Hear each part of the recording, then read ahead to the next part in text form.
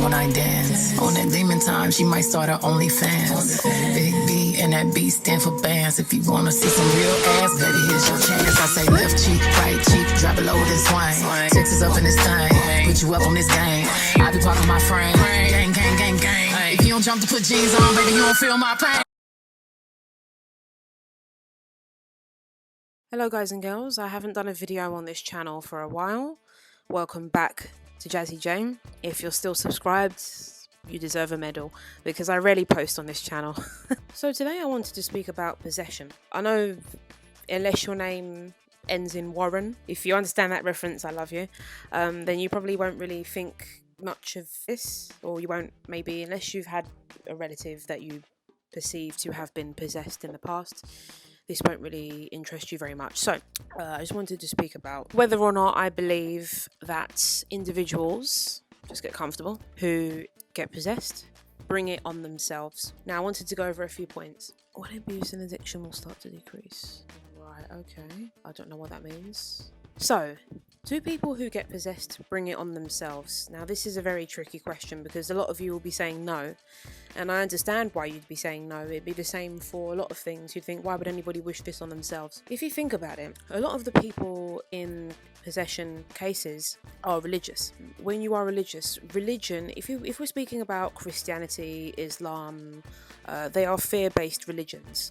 And what I mean by that is there is the way that the Abrahamic God controls people is with the whole, if you don't worship me and you don't confess your sins, you will be going to hell. So the people who, most people who are Catholic, Christian, Protestant, Church of England, Methodists, I probably missed out some, Presbyterians, and, you know, Muslims, although I think it's more of a Christian thing. You know, you are living in this constant fear of, I have to do right by the eyes of what this ancient book says I have to do that was written millennia ago and doesn't apply to modern day, because if I don't, then I'm going to go to this place called hell. So it's kind of like, worship me, do what I say, otherwise you're going to be going to hell. And it's like a lot of religious people are constantly doing everything with the image in mind of this, you know, imaginary father in the sky watching over them, and if they, you know, make any wrong steps, then they'll be going to hell. So it's a very fear-based religion. So people of these kinds of religions tend to already have a lot of fear in their hearts. So what's to say they don't attract it? The next point, if your energy is naturally weak, right? If you, I don't know if people believe in curses, I certainly do. You may, I don't know, meet people, things just go wrong out of nowhere, you don't have good luck with jobs, you don't have good luck with relationships, you don't have good luck with really anything. Things seem to go wrong, you seem to always get in incidents or accidents, and it seems like your life is constantly falling apart. Maybe you've been homeless a few times, maybe it just seems like everything is just going wrong, not just for a year, not just for 2 years, but for pretty much your whole life. That, I would say, is an example of someone who doesn't have very good spiritual protection, doesn't have a very strong kind of energy, has a lot of blocks in their life. So someone who is experiencing that kind of life, you're going to have a very mentally, you're going to be very mentally weak, you're going to be very emotionally weak, because 9 times out of 10, someone who has a life like that, you'll either go one of two ways. You'll do everything you can to fix it, or you'll stay in this victim mentality.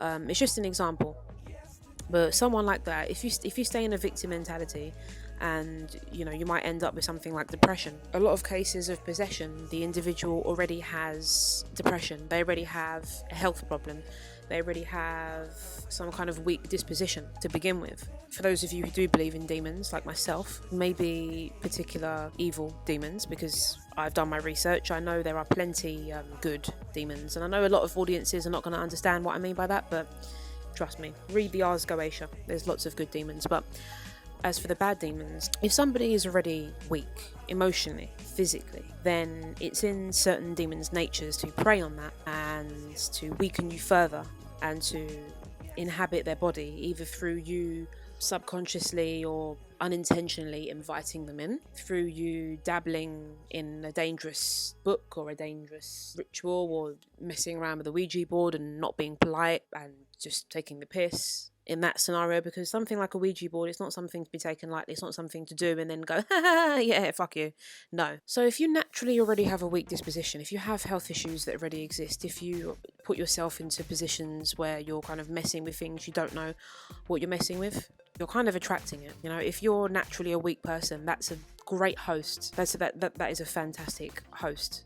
Like your body is a fantastic host for a demon if you are naturally weak. So I just wanted to just talk about that. It's something I thought about in the middle of the night. I'd say about a month or two ago. It's just something that it very much interests me. It's kind of random. I get a lot of random thoughts all the time, however, and it's just something, I guess it wouldn't really make, it's not really relevant to anything that's going on right now, but it seems to be, you know, from watching things like Insidious, you know, someone that maybe is already going through their own problems and they're not working through it, somebody who already has behavioural issues or who already has certain problems, and perhaps they think they have them under control.